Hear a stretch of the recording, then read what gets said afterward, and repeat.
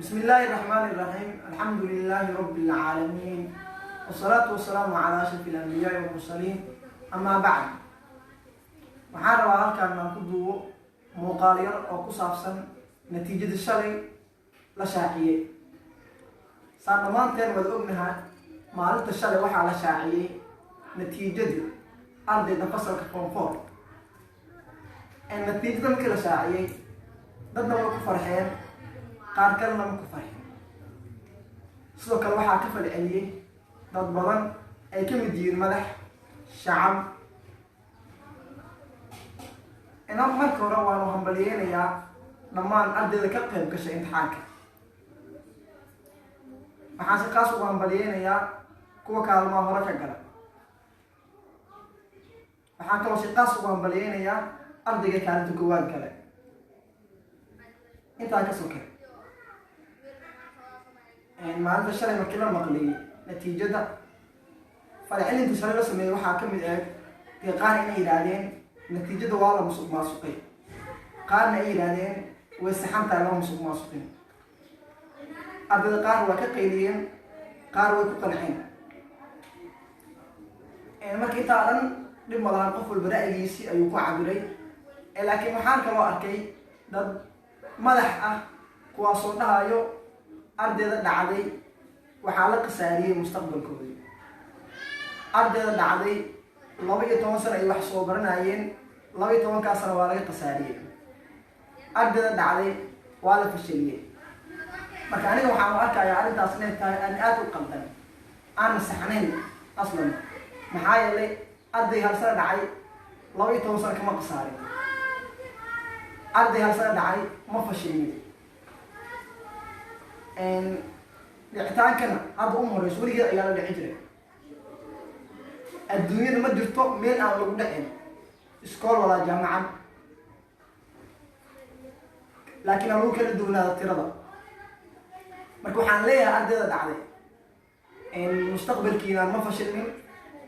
12 sano aad wax soo baranaysay nama khasaarin, aqoontaada waa leedahay, waa soo baratay. maxaa yeelay dhicitaanka markii laga hadlaayo qofka maaha inuu keliya damin yaha. waxaa laga yaabaa ardayga asoo aqoon-yaan ah, wax yaqaana, haddana u dhaco. wuxuu ku dhici karaa ardaygaas, waxaa laga yaabaa inuu maalintaas xanuunsanaa.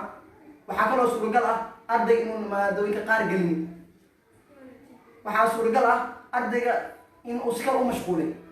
marka ardaygaasoo wax yaqaano dhici karaa, haddana maahan kama dhigna haddii aad dhacday inaad damiinta. marka ardayda waxaan dhahayaa waxaad haysataan fursad kaloo qaali ah. fursadaasi oo ah inaad dib u daraasayso cashirada. sanadka hadda u imaanaya, sanadka aad u gaabaya ma dheera. haddii aad daraasayso cashirada, sanadka xigana aad ka qayb gasho imtixaanka, waxaad umaleynaysaa ama la arkayaa in darajo fiican aan la imaado, misena aad noqoto ardayda kuwa ugu sareeya. marka waxaa la hadlaya dadka dhahaya ardaydaas way fashilmeen. ardayda yaa la dhihin waa fashilmteen. ardayga asoo niidiisa dhisan rabo haddii aad sii tiraahdo waad ardaygaas ugu fashilmay, waqtigiisa waa la dhumiyey, hor uu sii niid jabaya. ardayda niida loo dhiso. waxaan leenahay ardayda ma fashilmin, dib ha loo diraasaya cashirada. haddii laxalla aad xishoonayso inaad iskuulkaaga tagto, waxaa jirto hadda anaga aadaan u horumarnay oo dhankaan social media waa ku horumarnay.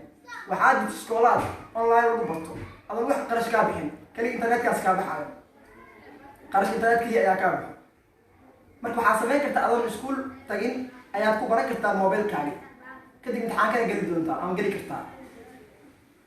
mid kale iskoolaadka egan waxaa aad u wanaagsan haddii ardayga uu diyaar u yahay inuu mar labaad wixii diraaseeyo ama cashirada diraaseeyo, inaan wax fii ka qaadin, maadaama uu lacag dhan soo bixinayo hal sano. maadaama hal sano lacag soo bixinayo, sanadkan waxaa wanaagsan ardayga inaan wax laga qaadin, niyada loo dhiso. in ardayga xitaa la waco, ardayga xitaa ayaga imaan xitaa in la waco, niyada loo dhiso, loo sheego arrinkaas. waxaa jirto arday sanad kor imtixaanka galay oo baasay, haddana ilaa hadda gurigooda joogo aan wax dhaqaaqa samayn. ardaygaasa la mid taade. ardaygaas hadda jaamacad uusan gelin, walaa shaqo oo uusan qaban, gurigiisuu joogaa. adna hal sano aad diraasaysay, maxay kaa dhibayaa beriya imaanay oo dib aad ugali kartaa imtixaankaaga. marka niidiyaan lagaa jibin. ardayo waa la dhici jiray, weligeedaa la dhici jiray, had kadib waa la dhacayaa. laakiin maaha marka la dhaco in waxbarasha ay dhamaatay ama waxbarashada aad ku fashilantay. waxaan kaloo kuu sheegayaa guusha ardayga caadi u guuleysto ama qofka caadi u guuleysto iyo qofka marka koo guul dareysto kadibna guuleysto waxaa fiican kan guul dareystay kadibna guuleysta. adduunka markii laga hadlayo dhowr qof waxaa jirto waxbarashadoodii hore aad u hooseysay maxaa waaye imtixaanada hore ku dhici jira gadaari damban noqdeen dad aad loo yaqaano oo caan ah. waxaa ka mid ah ninka la yidhahdo George Mendel iyo Albert Einstein. dadkaa waxay ahaayeen markii laga hadlayo noloshooda dad aad u hooseeyo oo waxbarashada aad ugu liidan. haddana waan arkaynaa midna waa father of physics, midna waxaa waaye father of genetics. maxaa yeelay iyan markay dhaceen waxa waaye isma dhihin waa fashilanteen.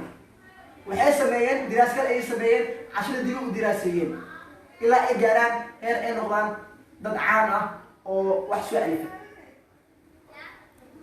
marka waxaan rajeynayaa ardaydaas insha allah inay ku daydaan dadka ay dib u daraaseeyaan casharadoodii. insha allah sanad dambe waxaan arki doonaa adinkoo heer sare joogo kaalmaha hore galay. marka guud ahaan ardayda waan mahadcelinayaa. halka ayaan soo gabagabeynayaa muuqaalkeygii. asalaamu calaykum waraxmatullaahi wabarakaatu.